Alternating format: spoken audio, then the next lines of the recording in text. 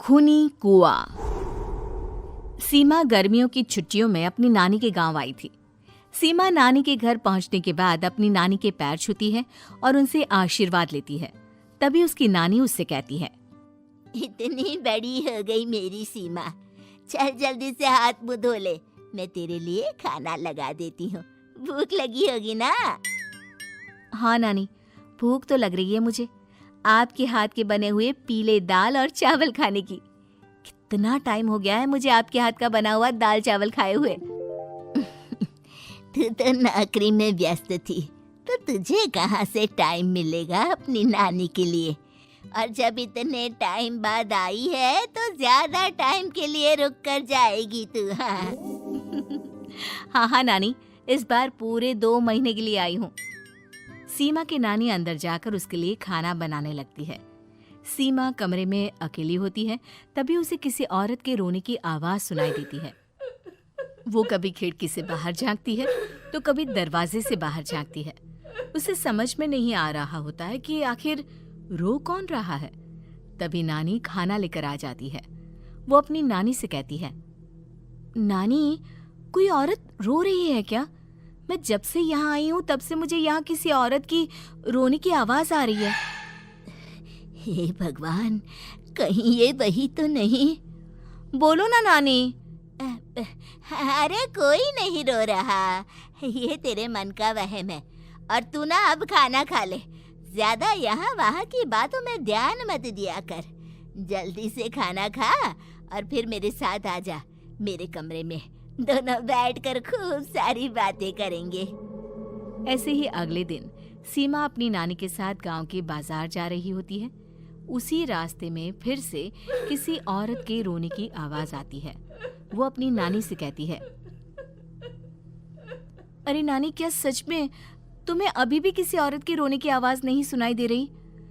मुझे किसी औरत की बहुत बुरी तरीके से रोने और चीखने की आवाजें आ रही है। मैं बहुत परेशान हूँ नानी, आखिर ये कौन है? मुझे लगता है कि सीमा को शहर भेज देना चाहिए, यहाँ रहना उसके लिए ठीक नहीं। नानी बोलो ना, आप चुप क्यों हो जाते हो? सीमा, तू घर चल, मुझे तुझसे बहुत जरूरी बात करनी है। नानी सीमा को घर ले आती है और सीमा से कहती है, सीमा, कल सुबह तू शहर वापस चली जाएगी। अरे अचानक? आखिर क्या बात है नानी, आप मुझे ऐसे जाने को क्यों कह रही हो? मैं बस जो कह रही हूँ उस पर ध्यान दे। तू कल सुबह यहाँ से चली जाएगी, और ये बात मैं कोई मजाक में नहीं बोल रही। तू कल जाएगी तो मतलब जाएगी। अरे नानी, चली जाऊंगी मैं, ठीक है, पर आखिर बात क्या है ये तो बता दो। मम्मी से कोई बात हुई है या फिर मुझसे कोई गलती हुई है जो तुम मुझे अचानक से जाने के लिए बोल रही हो? देख सीमा, रात बहुत हो चुकी है और मुझे इस बारे में कोई बात नहीं करनी। चल, अब चल के मेरे साथ सो जा।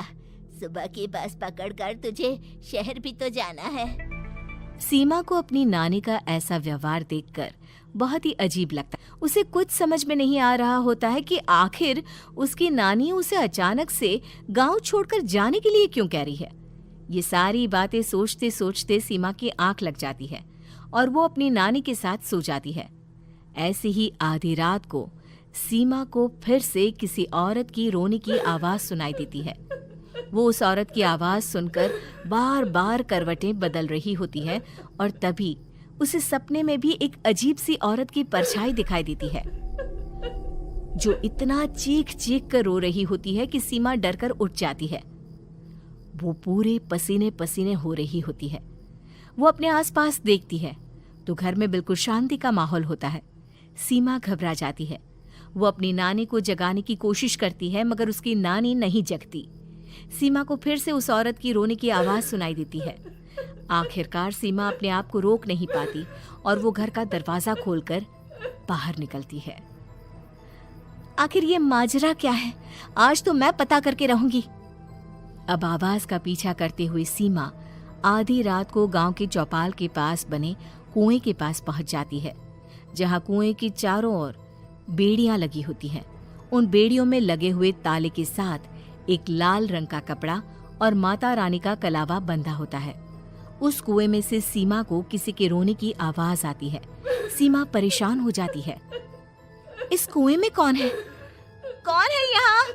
सुनो, कौन है? कौन रो रहा है?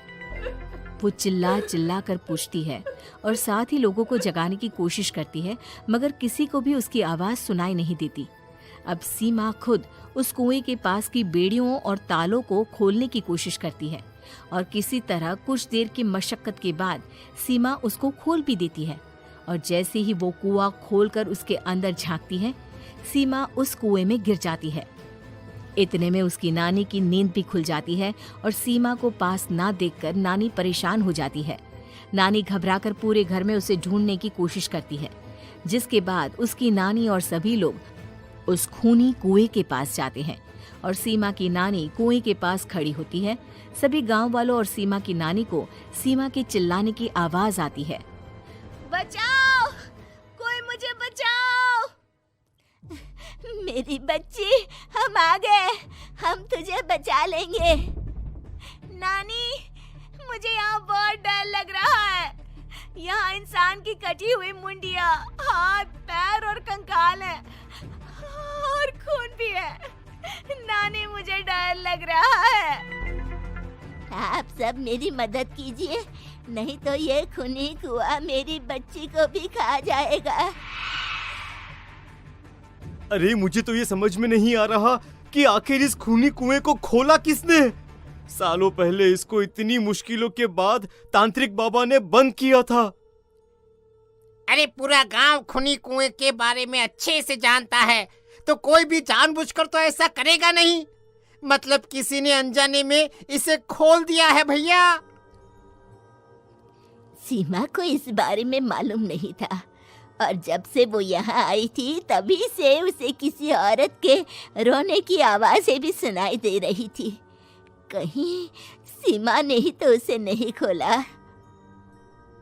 अगर ऐसा है तो फिर सीमा का बचना बहुत मुश्किल है। वहीं कुएं के अंदर सीमा रोते हुए बैठी होती है कि उसे आवाज सुनाई देती है जो कुएं के बाहर खड़े गांव वालों में से किसी को सुनाई नहीं देता। आज सालों के बाद मुझे ताजा खून मिलेगा। तेरा खून पीकर आज मैं अपनी प्यास बुझाऊंगा।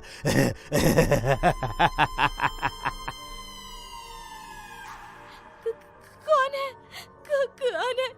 मत मारो प्लीज, मुझे जाने दो प्लीज। मैंने किसी का क्या बिगाड़ा है? वो तुझे मरने के बाद पता चल ही जाएगा। जितने में गांव वाले और सीमा की नानी कुछ सोच पाते, उतने में उन्हें सीमा के चिल्लाने की आवाज आती है और अगले ही पल सब शांत हो जाता है। क्या हुआ? सीमा, मेरी बेटी।